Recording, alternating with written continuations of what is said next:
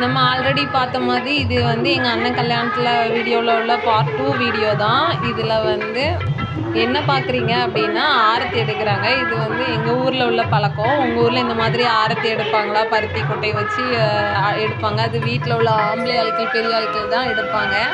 அப்புறம் இந்த நார்மல் ஆரத்தி வந்து வீட்டில் உள்ள லேடிஸ் வந்து எடுப்பாங்க. பெரியவங்க யாரோ அவங்க வந்து எடுப்பாங்க.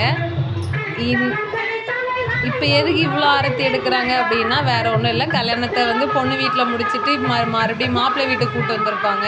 மாப்பிள்ளை வீட்டுக்கு வரும்போது பொண்ணு மாப்பிள்ளைக்கு நிறைய திருஷ்டிலாம் விழுந்துருக்கோம்ல, அதனால் அதெல்லாம் ஆரத்திலாம் எடுத்து வீட்டுக்குள்ளே கூப்பிட்டு போவாங்க.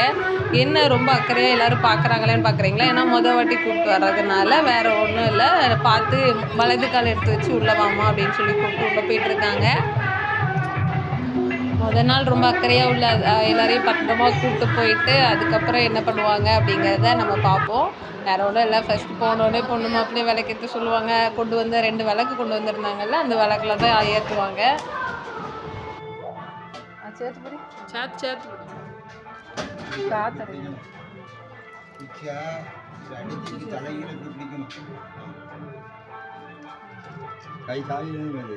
இரும்பு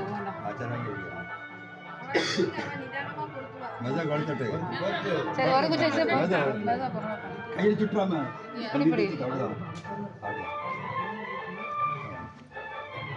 வெரி குட் கால் சாத்து ஓகே ஓகே வெரி குட்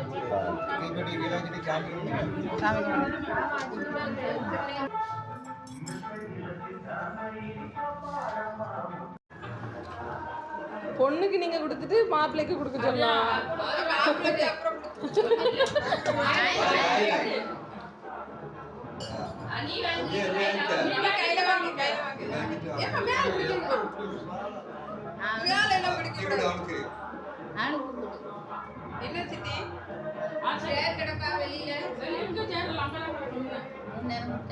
வாங்கி கொடுங்க, வாங்கி கொடுங்க.